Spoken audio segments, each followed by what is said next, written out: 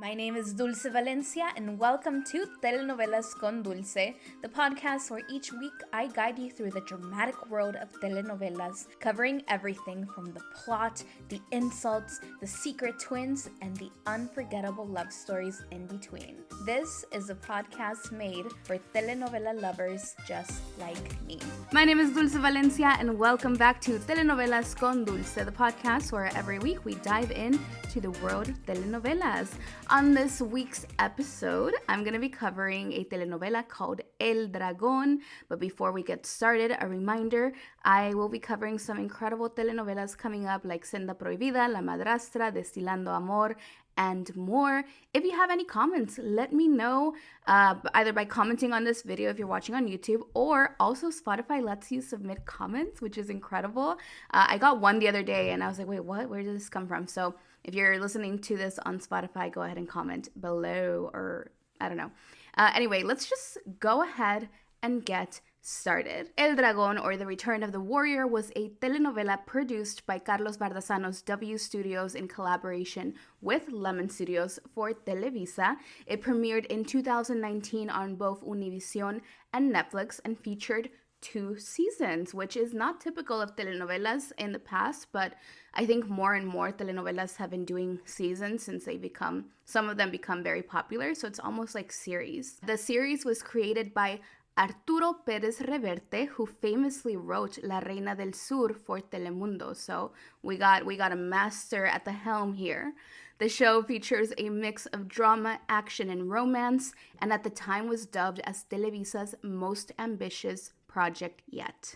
The series was shot on location in Japan, Spain, Mexico, and the United States, making it a truly international series, and stars Sebastian Rulli as a leading role and features performers like Renata Notni, Cynthia Clitbo, Irena Baeva, Mauricio Pimental, Cassandra Sanchez, Juan Pablo Gil, and many, many more. We have in the way the series works, there were so many supporting characters and characters that would pop up in one episode.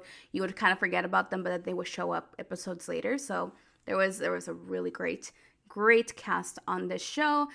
This high-budget, action-packed series tells the story of Miguel Garza, played by Sebastian Rulli, who is caught between 2 worlds. One centers in his childhood in Ciudad Jimenez, Mexico, where a traumatic event forced him to move out and leave the world he knew behind, but also he's called back to it because there's a family business he is destined to inherit.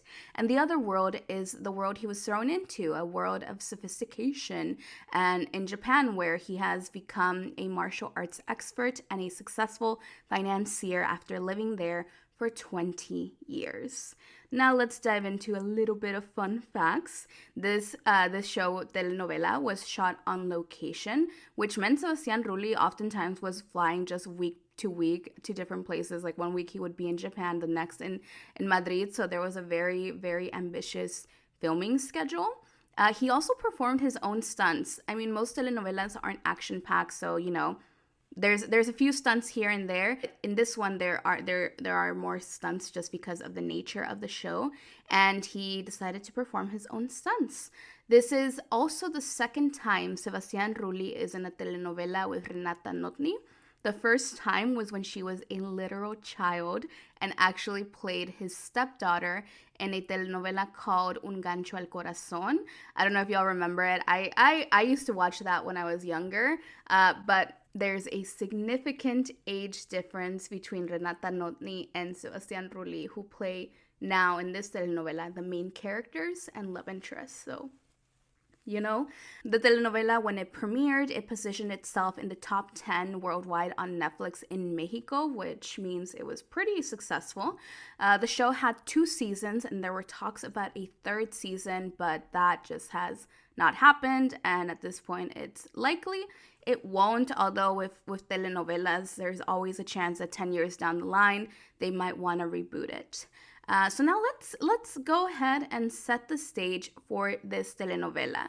The show, as I mentioned, tells the story of the Garza family. Miguel is at the head of this, and it introduces us to 12 years in the past, where Miguel and his 2 siblings, Chisca and Jorge, are kids. He's the oldest. He's 12 years old, and he's with his parents, and they're going to a party. And on the way to this party, they are intercepted, and his parents are unalived right in front of him. And he and his siblings are rescued because the car they're in explodes, and they're rescued and they are sent off to live with his grandfather, Lamberto Garza.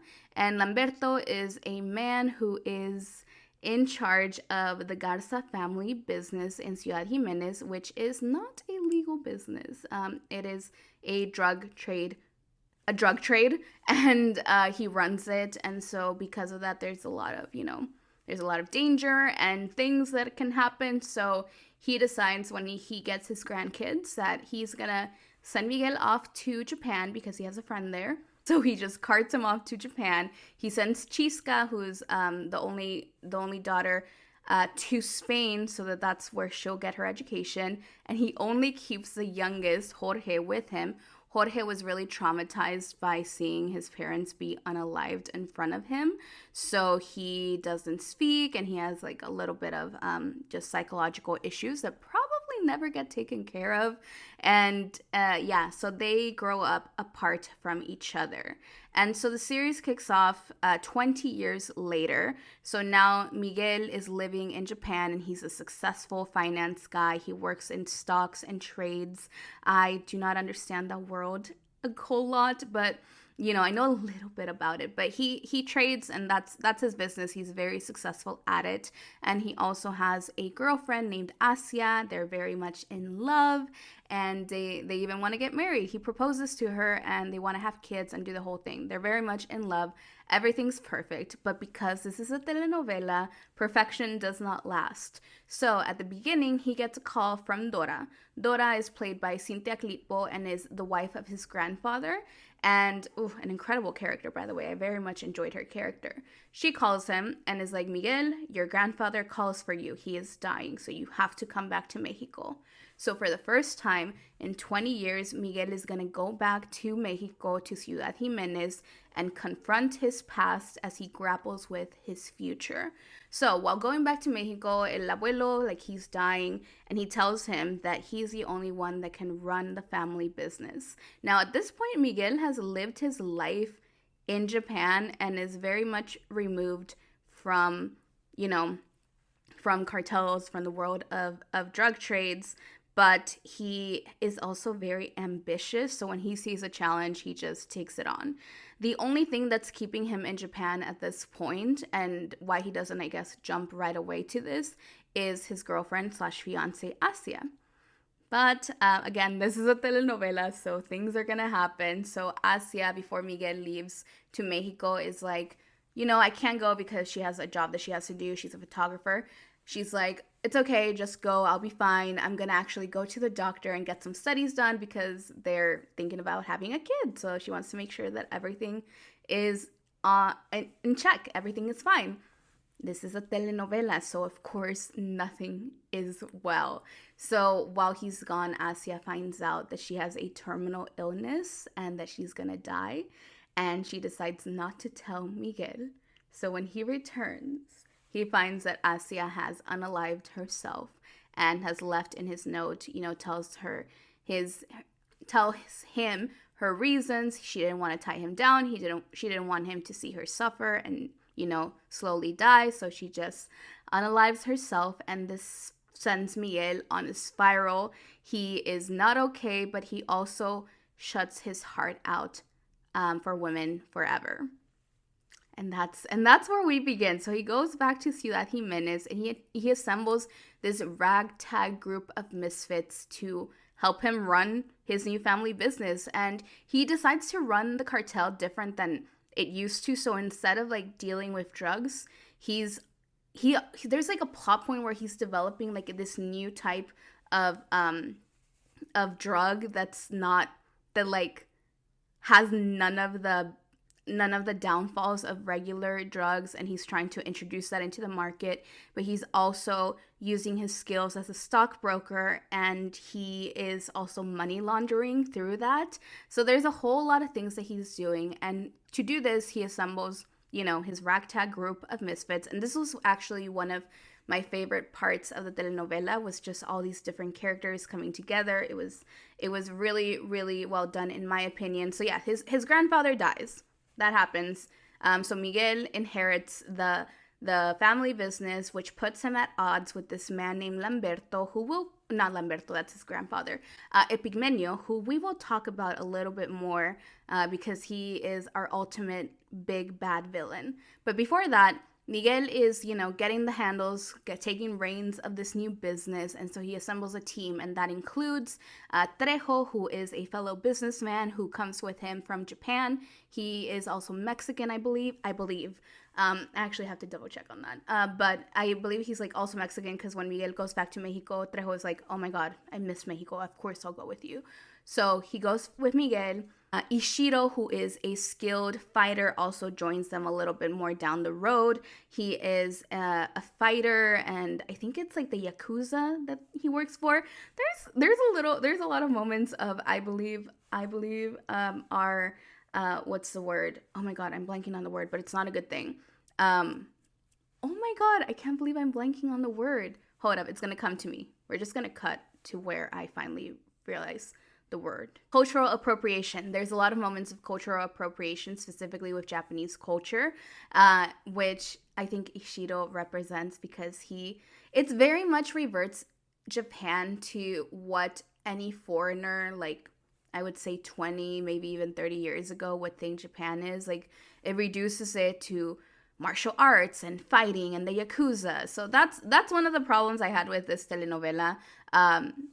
That part, and also because Miguel has spent 20 years growing up, he's integrated himself into this culture, and I don't think they handle that really well because I don't know, there's a lot of moments where I think of like just cultural appropriation and almost like cartoonification of Japan as a country and as a culture. But anyway, we'll get to that in a little bit. But Ishiro joins them, as well as El Flaco and Kenya, who are two tech-savvy hackers. Kenya has a dark past, so just keep that in mind. We're also joined by Peligros, who used to work for his grandfather, and who is my MVP. He's my favorite character. I mean, just imagine a name like Peligros, but also he is played by Mauricio Pimentel, who has like almost a teddy bear qualities to himself. So I was like, if something happens to Peligros, like I will never forgive this show. He was my favorite character, I think, in the series. So he's one of Miguel's team. He's also joined by Jimena, who is played by Irina Baeva and is also one of our villains. She's beautiful, very much interested in Miguel, but again, Miguel has sworn off women. But here's the thing. Okay, so he's sworn off women, but that just means in terms of love. In terms of other things, like he is more than happy to seduce women, and he does that in the show, in the telenovela, through many different points when he's trying to, do his job and get things done. And Jimena is one of them. So yeah, Jimena works for him, but there's also like a relationship blossoming between them, but it's very much surface level. There's no deepness to it. He's, again, shut himself off from love. But then this taxista, Adela, joins the team as well.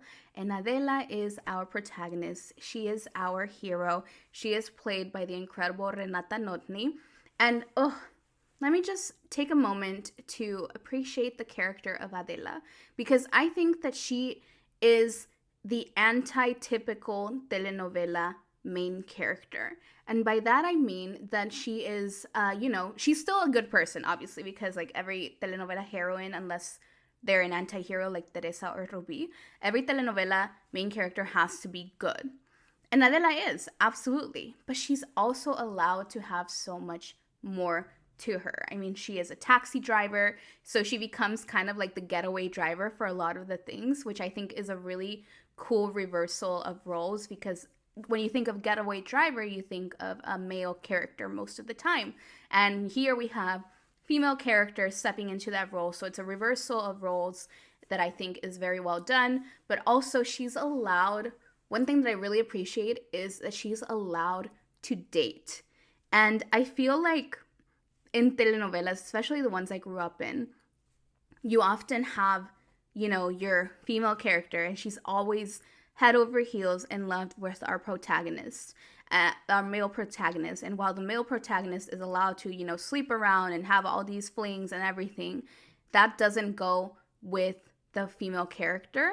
And the female character is supposed to be pure. And even if she does, try to have a relationship with someone else, it's always established that her one true love is the main character, and that's it. And it never goes beyond just like a kiss. And that does not happen with Adela, which I found like such a breath of fresh air. In the series, Adela's character does go on to date someone else because, again, since Miguel is shut off from love and he realizes that the spark that he has with Adela is very much deeper than just physical attraction, he shuts himself away from that. So they're very much friends, and they have like this really great back and forth, and everything. So like a really natural relationship is developing between them. And there's a point where Adela is just like, why don't you sleep with me? Like, why do you sleep with all these other women and you've never even like hinted at wanting to sleep with me? Which is so forward. And also Miguel is like, well, he explains his reasonings and explains how with the other woman, it's literally very physical. And with her, he's scared of the deep love. He shares like his past with Asia and how that kind of shut him out of love. And Adela totally understands, but she's also not going to wait around for him. So she meets this other guy. I believe his name is Angel. I could be mistaken. But she meets this other guy. They date. They have a full relationship. And at the end, it doesn't work because of Adela's job and because she realizes, it's just not there. Like, she does like care for him and there's like a level of love, but it's just not there. And so they break up. But they're still allowed to have a relationship, and she's allowed to explore those feelings she has in every single way. And I love that so much. Adela, if you're watching, just kidding. Once I talk about the finale, you'll understand why that's so funny. For me, I don't know. But yeah, she's a breath of fresh air. So I love this. So we have this whole setup of Miguel running this business with his team, and then Epigmenio being the big bad villain. He, again, used to work for his grandfather, and he doesn't like the way that Miguel is running things, so he severs relationships with the cartel, and he decides to run his own operations and do this very, very badly, and just, he's our big bad. And so in the midst of this, Adela and Miguel's love story is developing.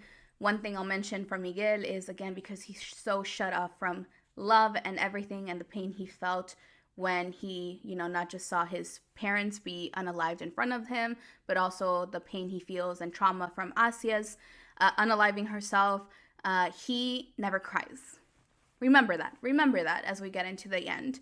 So obviously there's a million things that happen throughout this telenovela that I do not have the time to cover. It's one of those things that I definitely recommend you all go check it out and watch it. I mean, I'm gonna say this about every single telenovela I cover. Y'all should go and watch this. But this one is available on Netflix. There's only like 80 something episodes in total, which makes it a much more bingeable watch. And because it's on Netflix, it also has subtitles. So for all my non-Spanish speakers who listen to this podcast, I know you all are out there. This is something that you can check out on Netflix. I'm not sure if it's available in other countries, but definitely like in the US/Mexico, you can find this series, and I recommend you watch it. But some little top lines that y'all should know. There's so much betrayal in this telenovela. So I mentioned Miguel's team, right? And how they're like, I love them, they're amazing, they're incredible. Yeah, half of them betray him. Kenya betrays him, but she has like a really tragic past. She has a new name, and she was involved with like some people that committed like domestic terrorism. So because of that, though, she lies and is in cahoots with, I think it's Epigmenio or this other guy. Anyway, the thing is that she ends up being unalived by Ishiro because on Miguel's orders, which that's one of my beefs I have with this show. I don't think that Kenya deserved that. But that happens. So she betrays him. Jimena also betrays him, but that comes more towards the end, and it's when things are just going off the walls. But he never goes after her, which again was one of my problems, because I was like, okay, you went after Kenya, but not Jimena. Jimena was worse. Jimena betrays him. His brother, Jorge, also betrays him. This, though, comes because of Kenya's unalivement, because Jorge had a relationship with her, and so when this happens, he just emotionally shuts down and he betrays Miguel and gives, what's his name, Epigmenio, the location where they're staying and they're hiding, and Epigmenio goes in, and it's a slaughter, y'all. Yeah, Miguel's family is basically decimated. The only ones that remain alive are Dora and Jorge. So Chisca gets unalived, which is really tragic because her and Ishiro were developing like this really beautiful relationship. Her arc is one of my favorites in the telenovela, and I know I didn't talk about it, but it's one of those things you'll go, if you do and want to enjoy this, it's very worth the watch. She has like this beautiful arc that goes from spoiled rich girl to like more layered and human character, and she is unalived because of Jorge. And Miguel almost gets unalived, but he is able to be saved. Rosario, who is their mayordomo from the house, also gets unalived. He's also one of my favorite characters in the series. There's a slaughterfest, and it's all Jorge's fault because he betrayed Miguel. So now getting to the finale. So the finale is Miguel's team finally pulls off one of like their last jobs, and things are going well, it seems, because now they're going to have a huge payout and are going to be able to leave this all behind and lead the lives they want. So, Trejo, El Flaco, like they run off and like have their best lives. And, Jimena's, she ran away. Adela and Miguel, they buy a private island, as one does when you have a lot of money, and they're gonna live there, and they're gonna, finally give love a chance. They're very much in love at this point. They're gonna get married. They have all these plans for the future. Adela wants to have kids, which is a big thing for Miguel, and so they're gonna have this great future. And Epigmenio, the big bad, at this point is now in prison, and things are looking great. Except we're now in the final episode, and of course, if things look great right before the final episode, you know that they're not going to stay great. So that's exactly what happens. In the final episode, Epigmenio escapes prison, and he kidnaps Adela. Miguel goes and tries to rescue her, but he gets stabbed, and so he's bleeding out, he's dying, and Epigmenio is running away with Adela tied up in handcuffs in the passenger seat. So they're driving, and then Adela does something that has been debated of whether she should have done this. She kicks the steering wheel, and forces the car to swerve. And when she does, the car explodes, killing both her and Epigmenio, as Miguel has been hobbling by, trying to rescue her. So he sees this all happen, and Adela is gone. And yeah, the decision to kill off your main character is never one that's gonna land well with fans, but this one hurt. I think from a story perspective, I understand why it had to happen, but it hurts. So Miguel, the series ends with Miguel in the private island that they were gonna live, and he hears Adela's voice, sees her spirit, and he replays a conversation he had with her where she tells him how he needs to let things out and let his emotions out and cry. And that's what he does. So the series ends with Miguel crying on the beach alone because Adela is gone. And that is the end. So yeah, so this telenovela had a lot of great things, a lot of great action, a lot of great twists, suspense. Every episode I was hooked, I was there. Things I didn't like, obviously, were the cultural appropriation / reducing Japan as very much, kind of like a cartoonish version of itself. But I did love the character development. I loved Adela's character in particular. I loved Peligros. I loved Sebastian Rulli's performance in this show. If not for his performance, I don't think it would have worked, because the series relies a lot on him, not only as an actor, but also like creating this character who's supposed to be kind of like super ambitious. That's ultimately his downfall, is his ambition, because there were many moments where he could have pulled out and just lived a quiet life, a quiet, successful life, I might add, because he was always wealthy, and he had a successful career in Japan. So he could have always gone back to that. Oh my God, I can't believe I didn't mention something. So something that happens also in the finale, it's revealed that Epigmenio is responsible for the murder of his parents. So we find out that his grandfather actually planned the attack because he thought that his son had betrayed him. And so he planned the attack, but it was because Epigmenio had told him. And that ends up being a lie, and Miguel finds that out. So it's this whole thing, which again shows just how far ambition will take you. And it kind of mirrors the same betrayal that happens between Jorge and Miguel in the finale, which ultimately leads to the death of Chisca and ultimately the death of Adela. So there's a lot of betrayal that happens, but it's all a result of Miguel's ambition and not pulling it back. And so that is this telenovela. That is a show. Again, there were so many wonderful moments. This is a series that just captivated me from start to finish. And I am kind of glad that there's not a third season, because I cannot imagine this show going on without Renata Notni, who also MVP gave an incredible performance and just, again, a breath of fresh air in terms of protagonists. And that is the end of this episode of this video. Thank you all so much for watching. And coming up, I'm going to be going back in time. And I'm very excited to be covering the very first Mexican telenovela. If you're not familiar, it's called Senda Prohibida. So next week, I will see you again for that one. And yeah, that's it. Take care, y'all. Bye.